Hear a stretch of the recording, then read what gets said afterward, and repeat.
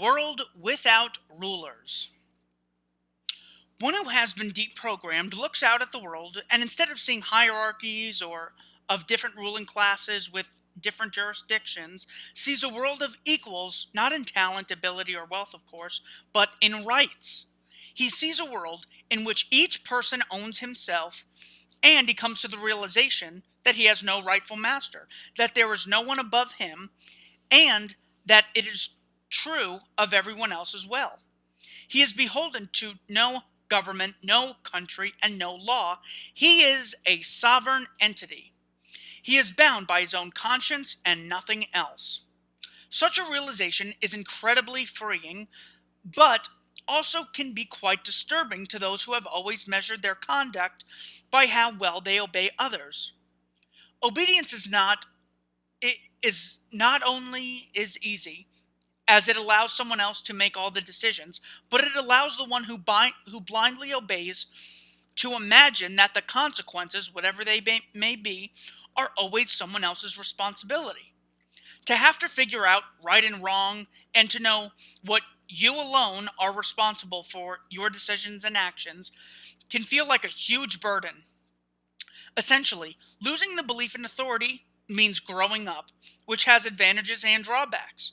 The unindoctrinated person can no longer face the world as a carefree, irresponsible child, but at the same time, he will possess a level of freedom and empowerment he could not have imagined before. Statists often have a deep-seated terror of a world in which every person decides for himself what he should do. Unfortunately for them, this is all that has ever existed and all that will ever exist. Everyone already decides for himself what he will do. That is called free will. Many assume that if an individual is not bound by any authority and has the attitude, I can do whatever I want, he will behave like a selfish animal. Some even imagine that they themselves would become animals if they were not governed by a master. Such a belief implies that people feel a strong moral obligation to do as they are told, but otherwise have no moral compass at all. But most people obey the law because they believe that it is good to do so. There's no reason to think that without being subservient to a master, those same people would no longer care about being good. Yet, many still imagine human beings to be stupid savages kept only in check by controllers. So they expect that, if unrestrained by a belief in authority, most people would become like unchained animals. Those who have given up the authority delusion know better. There are, of course, consequences to actions with or without authority. Aside from moral issues, most people usually choose to behave in ways that do not incur the wrath of others. Even if no one believed in right and wrong, being a habitual thief or murderer would be dangerous, and finding ways to peacefully coexist benefits the individual and the group. But aside from that, most people try to be good. In fact, that is why they obey the law, because they were taught that doing so is good. The problem is not that people do not want to be good. It is that their judgment of what is good and what is bad is horribly twisted and perverted by the belief in authority. They are taught that funding and obeying a gang of thieves is virtuous, and resisting them is a sin. They are taught that asking those thugs to rob and control their neighbors via legislation is perfectly moral and legitimate. In short, when it comes to authority, they are taught that good is evil and evil is good. Initiating violence via law is seen as good, and resisting such assaults, breaking the law, is seen as bad. Without the myth of authority, people would still have disagreements, and some would still be malicious or negligent, and would still do stupid or hostile things. The main difference in how human beings would interact without the authority superstition is quite simple. If someone did not feel justified in doing something himself, he would not feel justified in asking someone else to do it, nor would he feel justified doing it on someone else's behalf.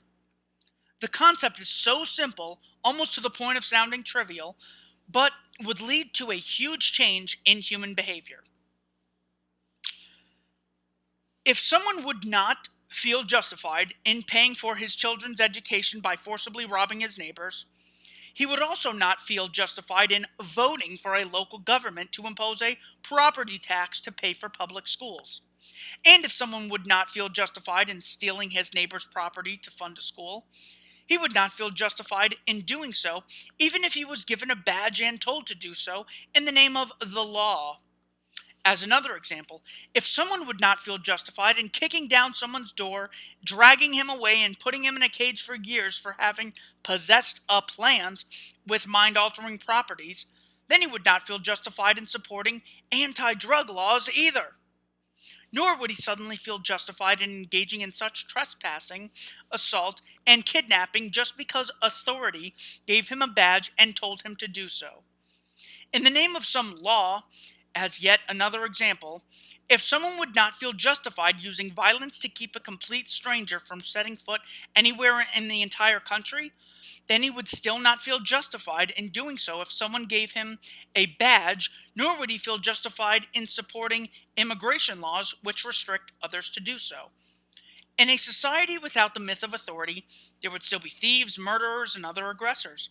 The difference is that all of the people who view theft and murder as immoral will not advocate and condone legal theft and murder, which every statist now does. Again, to advocate any law is to advocate the use of whatever level of authoritarian force is required, up and to including deadly force, to achieve compliance. And that people who perceive theft and murder as immoral would not commit such acts simply because authority or law told them to. How much of what police do on a daily basis would they then do on their own without a law or a government telling them to? Very little. How much of what soldiers routinely do would they do on their own without an authoritarian military leader telling them to? Very little. How much of what tax collectors do now would they ever do on their own without any government telling them to? None of it.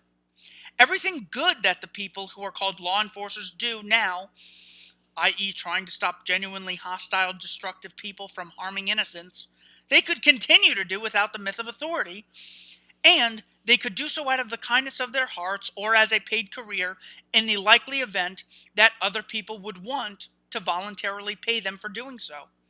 At the same time, everything bad that law enforcers and soldiers do, terrorizing, shooting people they know nothing about, aggressing against those who commit victimless crimes, detaining, interrogating, and assaulting complete strangers, most of them would stop doing.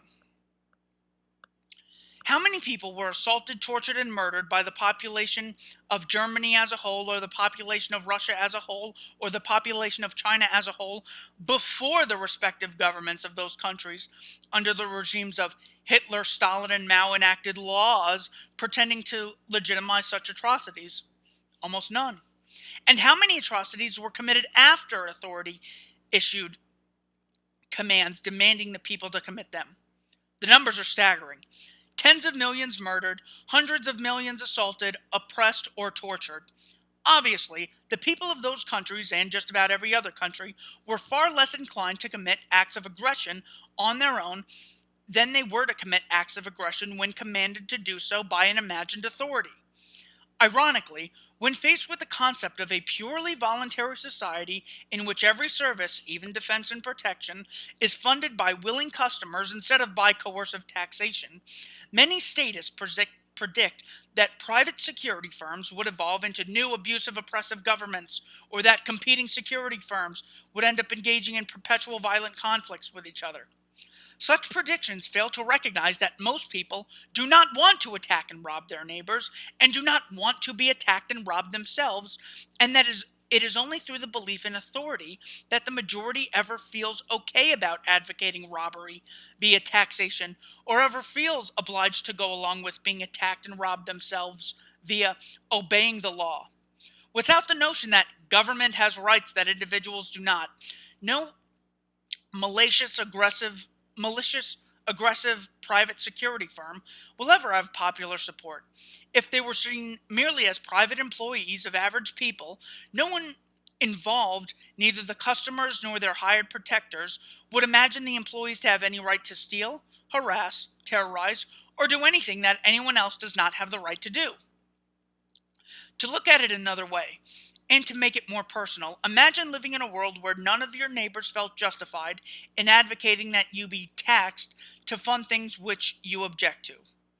Imagine if every cause, every plan, every program, every idea, every proposed solution to all sorts of problems was something you could either voluntarily support or not. Imagine living in a world where none of your neighbors felt they had the right to forcibly impose their ideas, choices, and lifestyles upon you.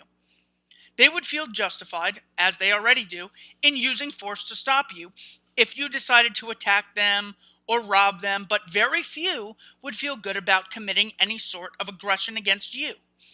Contrary to what most people assume, this, exactly what it, this is exactly what a world without rulers would look like. Each person would be guided by his own conscience, which could be thought of as self-imposed rules or self-government. And even though some people acting on their own would still make stupid or malicious choices and commit acts of aggression, no longer would anyone imagine that calling something a law or a rule can make an inherently unjustified act into something good. And if you were to resist such an act of aggression, your neighbors would praise you for doing so, instead of condemning you as a criminal, which nearly all of them would today, if you resisted an act of aggression which happened to be legal.